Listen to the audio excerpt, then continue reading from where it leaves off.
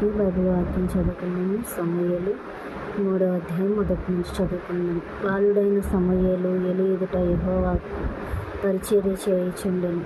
ఆ దినములలో యెహోవా వాక్కు ప్రత్యక్షము తరచుగా తటస్థించుట లేదు గాని, ఆ కాలమందు ఏలీ కన్నులు మందదృష్టి గలవైనను. అతడు చూడలేక తన స్థలమందు పండుకొని ఉండగాను, దీపము ఆరిపోక మునుపు సమూయేలు దేవుని మందసమున్న యెహోవా మందిరంలో పండుకొని ఉండగాను యెహోవా సమూయేలును పిలిచెను. అతడు చిత్తమండి నేనున్నానని చెప్పి ఏలీ దగ్గరకు పోయి, నీవు నన్ను పిలిచితివి గదా, నేను వచ్చితినెను. అతడు నేను పిలువనే లేదు, పోయి పండుకొనమని చెప్పగా అతడు పోయి పండుకొనెను.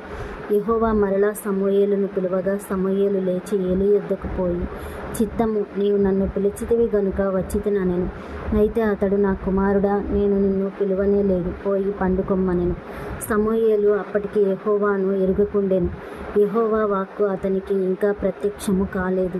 యెహోవా 3వ మారు సమూయేలును పిలువగా అతడు లేచి ఏలీ దగ్గరకు పోయి, చిత్తము, నీవు నన్ను పిలిచితివే, ఇదిగో వచ్చితిననగా ఏలీ యెహోవా ఆ బాలును పిలిచెనని గ్రహించి, నీవు పోయి పండుకొమ్ము, ఎవరైనా నిన్ను పిలిచిన యెడల యెహోవా నీ దాసుడు ఆలకించుచున్నాడు, ఆజ్ఞ ఇమ్మని చెప్పుమని సమూయేలుతో అనగా సమూయేలు పోయి తన స్థలమందు పండుకొనెను.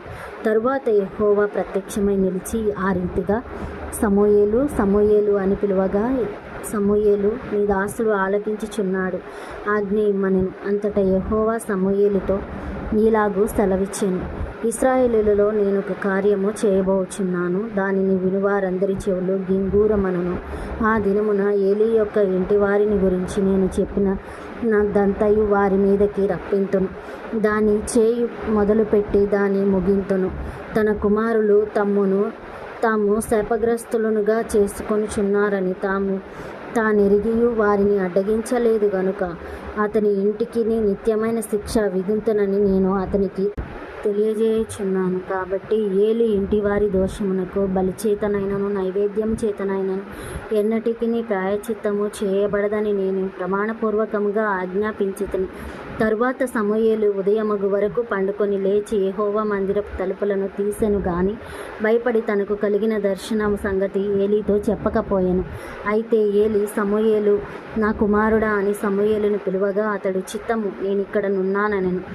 ఏలీ, నీతో యెహోవా ఏం సెలవిచ్చెనో మరుగు చేయక దయచేసి నాతో చెప్పుము. ఆయన నీతో సెలవిచ్చిన సంగతుల్లో ఏదైనా మరుగు చేసిన యెడల అంతకంటే అధికమైన కీడు ఆయన నీకు కలుగచేయునని చెప్పగా సమూయేలు దేనిని మరుగు చేయక సంగతి అంతయు అతనికి తెలియజెప్పెను. ఏలీ విని సెలవిచ్చిన వాడు యెహోవా తన దృష్టికి